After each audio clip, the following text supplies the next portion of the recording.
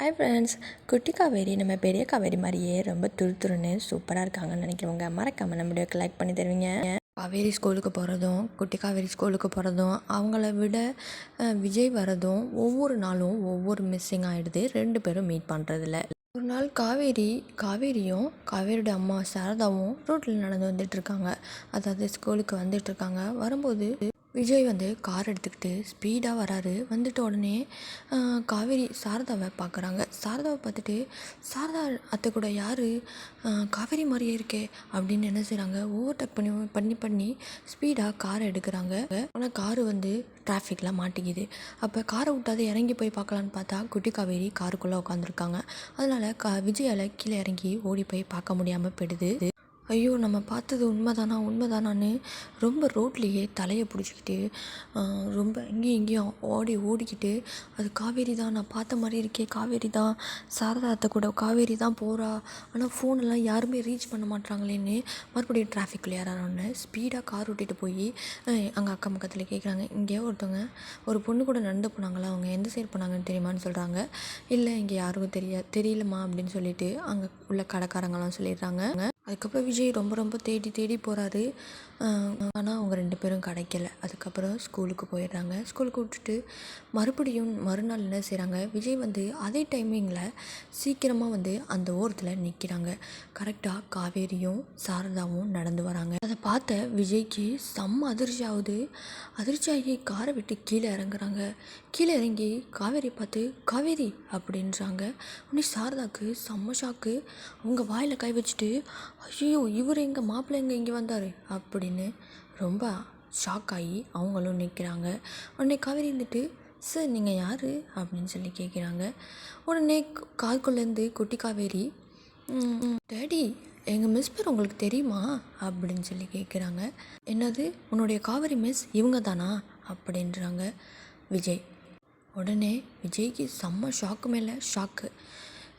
இதான் உங்கள் மிஸ்ஸா அப்படின்றாங்க.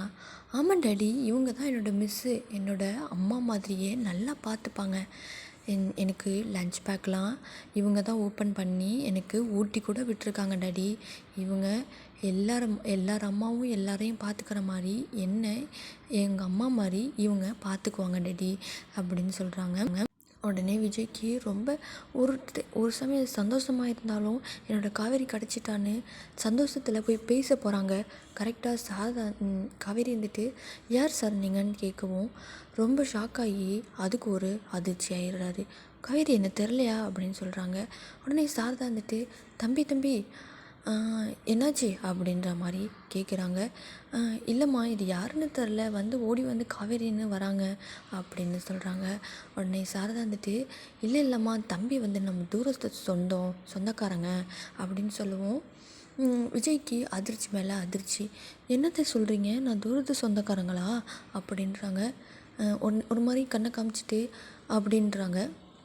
உடனே விஜய் ஆமாம், தூரத்து சொந்தக்காரங்க தான் அப்படின்னு விஜயும், ஓ அப்படியா, சரி சார், நல்லா இருக்கீங்களான்னு கேட்குறாங்க காவேரி.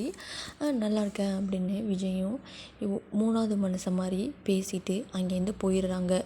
காவேரியும் குட்டி காவேரியும் ஸ்கூலுக்கு 2 பேருக்கும் பாய் சொல்லிவிட்டு உள்ளே போயிடுறாங்க.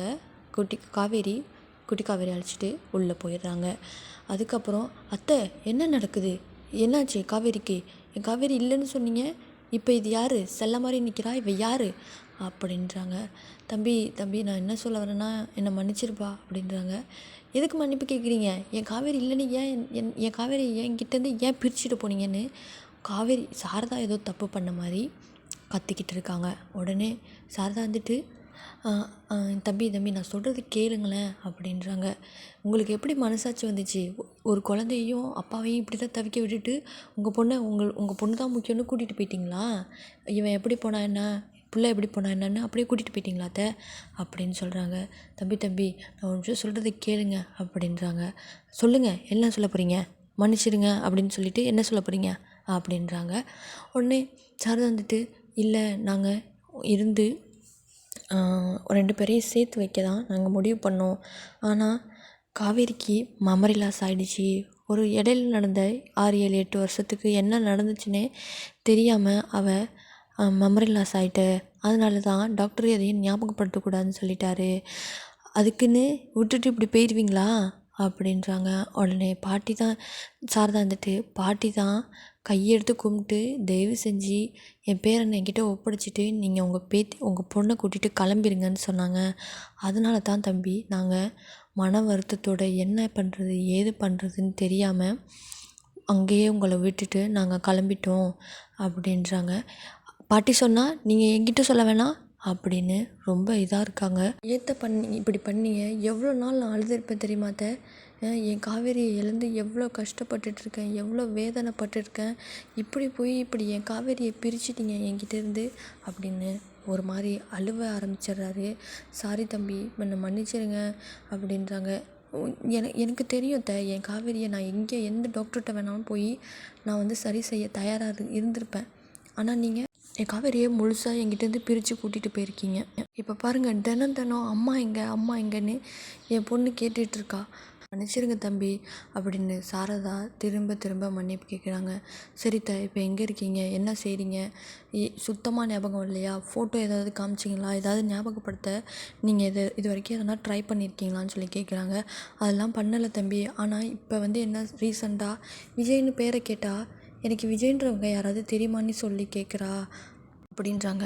உடனே விஜய் வந்துட்டு அது போதும் எனக்கு, அது போதும், என் காவேரியை நான் குணப்படுத்தி கூட்டிகிட்டு வந்துடுவேன்.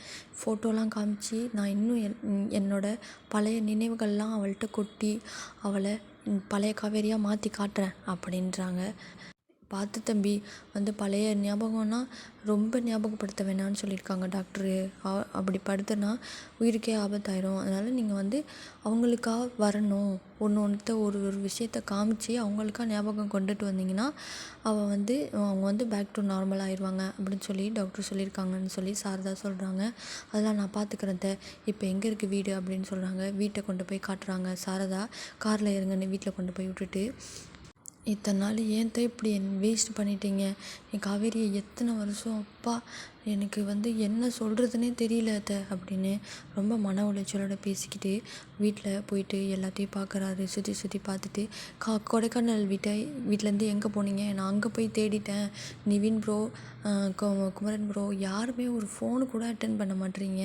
அப்படி என்னத்தை உங்களுக்கு நாங்கள் பாவம் பண்ணிட்டோம், என்னை அப்படியே ஒதுக்கி வச்சுட்டீங்க, என்னையும் என் பொண்ணையும். நான்லாம் ஒரு நிமிஷம் கூட உங்களெல்லாம் நினைக்காம இருந்ததே இல்லைத்த அப்படின்றாங்க. மறுபடியுமே சாரதா வந்து மன்னிச்சிடுங்கன்னு சொல்கிறாங்க. காவேரி எப்படி குணம் பண்ணுறதுன்னு எனக்கு தெரியும், நான் பார்த்துக்கிறேன். நீங்கள் அதெல்லாம் கவலையே படாதீங்க. என் காவேரி உயிரோடு இருக்கான்னு தெரிஞ்சிருச்சுல, எனக்கு அது வரைக்கும் சந்தோஷம். என் காவேரிக்கு அம்மாவும் கிடச்சிட்டா, எனக்கு இதுவே நான் கடவுளுக்கு நன்றி சொல்லணும்னு சொல்லிட்டு அதுக்கப்புறம் வீட்டுக்கு போயிடுறாரு. வீட்டுக்கு போயிட்டு தாத்தா அப்படின்றாங்க. என்னாச்சு விஜய் அப்படின்றாங்க. காவேரி எங்கே அப்படின்னு திடீர்னு கேட்கவும், காவேரி தான் ஸ்கூலுக்கு போயிருக்காளேப்பா அப்படின்றாங்க. ஸ்கூலுக்கு போயிருக்கா, என்னோடய ஒய்ஃப் காவேரி எங்கே அப்படின்னு கேட்குறாங்க. தாத்தா திருன்னு முழிக்கிறாரு. இந்த முழிப்புக்கு என்ன அர்த்தம், என் காவேரி எங்கன்னு உங்கள்கிட்ட தான் கேட்குறேன், நீங்களும் பாட்டியும் என்னென்ன பேசி வச்சுருக்கீங்க, என்ன செஞ்சு வச்சுருக்கீங்க என் வாழ்க்கையிலன்னு கத்திக்கிட்டே இருக்காரு.